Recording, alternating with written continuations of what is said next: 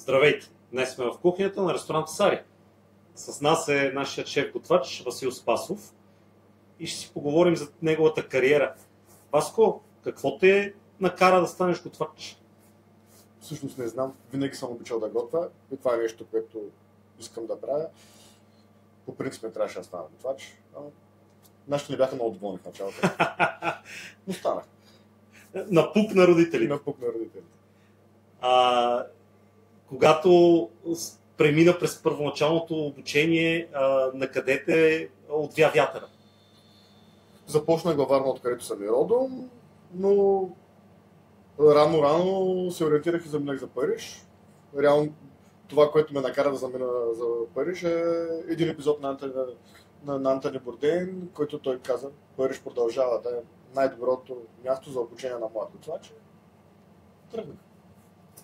Да, и отида на най-доброто място за обучение на млад готвач.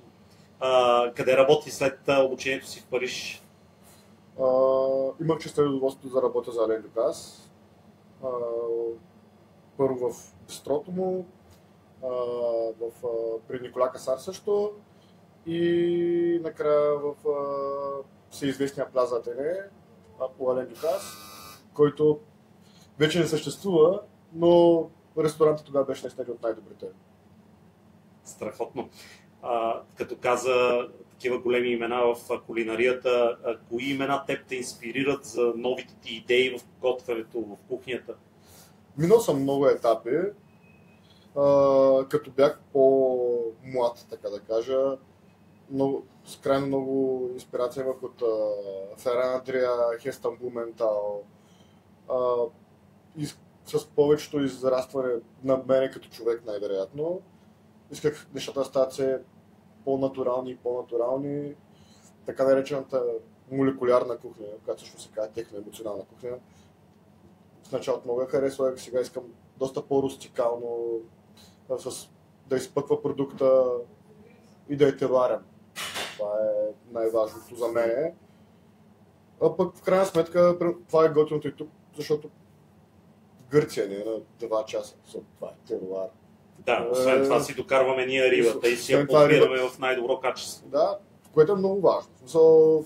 Качеството на рибата, аз самия не можах да повярвам в началото, когато имахме риба, която е на повече от една седмица и тя изглежда по-добре от рибата в магазина, която те предлагат за чисто нова, за току-що пристигна. За свежа. Да. За свежа, значи колко е свежа, нали, там където така ни я предлагат.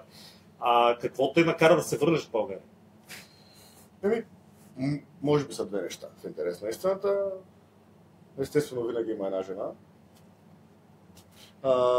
Тогава и другото беше Зорница Family Estate, тогава, когато отвориха, мястото много ми хареса и аз прекарах там почти 4 години от живота си. Много щастлив.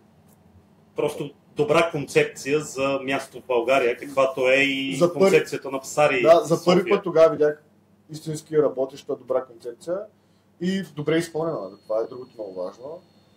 Което също тук, тъй като за мен е най-важното в случая героя е рибата, когато ние се караме, когато ние се избираме, когато даже си имаме хинт с хората, които могат да ни помогнат с избирането на рибата, много по-различно е. Супер, сега след 6 месеца работа на Сари идва време за зимното меню, което е инспирирано изцяло от твоите идеи и от свежата риба, която докарваме. Какво да очакват хората? Да очакват ли умами вкуса? Със сигурност. Той винаги го е имало при нас. До сега сме били малко по-натуралисти. Рибата като риба и герой. Сега имаме няколко много приятни ястия, като милокопа с мисо, който го мариноваме. Котлета, който на мен не е любим, тъй като хората, които ме познат, аз много обичам месо. И риба обичам, но обожавам месо. Фрикасето, което е един от кошмарите на хората, мое включително от детството, и да покажем, че може да е супер добре изготвено. Аз съм на мнение, че лоша храна няма и лош продукт няма. Има зле изготвена храна. Така е. Заповядайте всички да опитате новото меню на шеф Спасов при нас в Псари, София. Заповядайте.